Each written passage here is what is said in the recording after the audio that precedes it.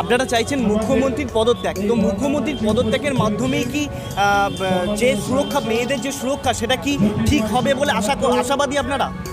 একদম। এই রাজ্যের মুখ্যমন্ত্রী ব্যর্থ। 2011-র পরে ক্ষমতায় আসার পরে অত্যাচারিত সব থেকে বেশি হয়েছে বাংলার মহিলারা।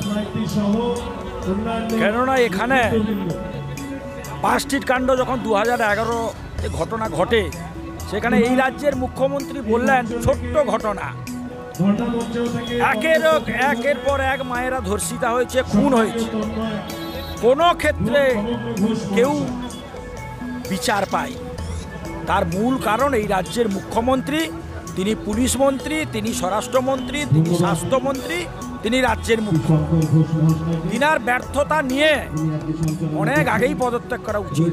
আর তিনি পদত্যাগ করলেই বাংলায় শান্তি ফিরবে, গণতান্ত্রিক পরিবেশ ফিরবে, মানুষের মানবাধিকার প্রতিষ্ঠিত হবে, গণতান্ত্রিক অধিকার প্রতিষ্ঠিত হবে, মায়েরা সুরক্ষিত থাকবে, বাংলার মানুষ সুরক্ষিত থাকবে, আগামী দিনের ভবিষ্যৎ, বাংলার ভবিষ্যৎ আরও উন্নতি হবে। আর যতদিন তিনি না করবেন, বাংলাটা শ্মশানে পরিণত। আপনার নাম? রবীন্দ্রনাথ মাইতি, MLA ভগবান।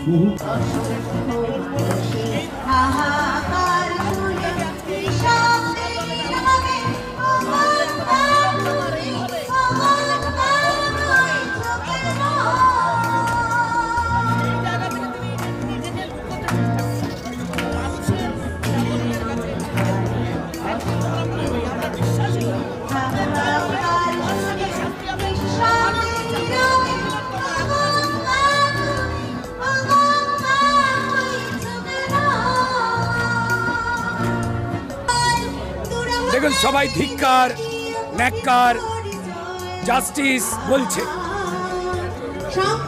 কিন্তু একটুখানি চোখ খুললেই সবাই দেখতে পাচ্ছে এই ঘৃণ্য ঘটনা, পরিকল্পিত ঘৃণ্য ঘটনা, হত্যাকাণ্ড, রেপ, এটা আসলে স্বাস্থ্য বিভাগে ক্রমাগত ঘটে চলা একটা দুর্নীতির বিরুদ্ধে যে মেয়েটি সজাগ হয়েছিল, সেই মেয়েটির আন্দোলনকে, তার কথাকে দমিয়ে দেওয়ার জন্য এই বোন মেয়েটিকে মারা হলো। এবং যে কারণে পশ্চিমবঙ্গের ব্যর্থ মুখ্যমন্ত্রী, ব্যর্থ পুলিশ মন্ত্রী এবং ব্যর্থ স্বাস্থ্যমন্ত্রী, তিনি পুলিশ এবং প্রশাসনিকভাবে সমস্ত প্রমাণ লোপাট করতে চেয়েছেন।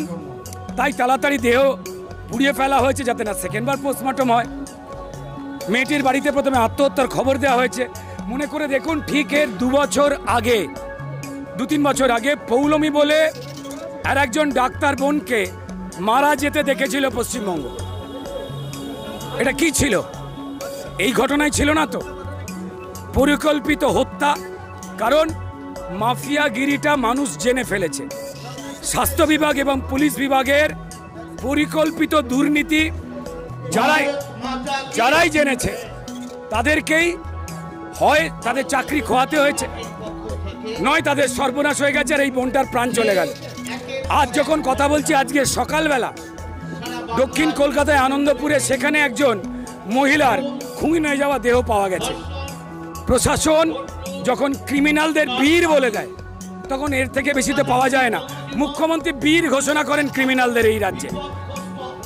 তাই ক্রিমিনাল রাজ বাড়বেই, আর প্রশাসনিকভাবে দুর্নীতিকে ঢাকা দেওয়ার চেষ্টা হচ্ছে। এর সারা দেশ দেখেছে, মায়েরা বোনেরা সবাই দেখেছে।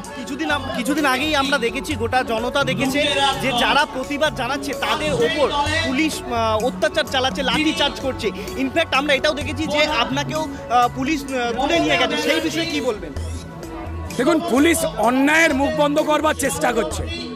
প্রতিবাদ যা মমতা বন্দ্যোপাধ্যায়ের শাসনের নামে শোষণের বিরুদ্ধে, যখনই মানুষ মুখ খুলছে তারা পুলিশ এলিয়ে দিচ্ছে।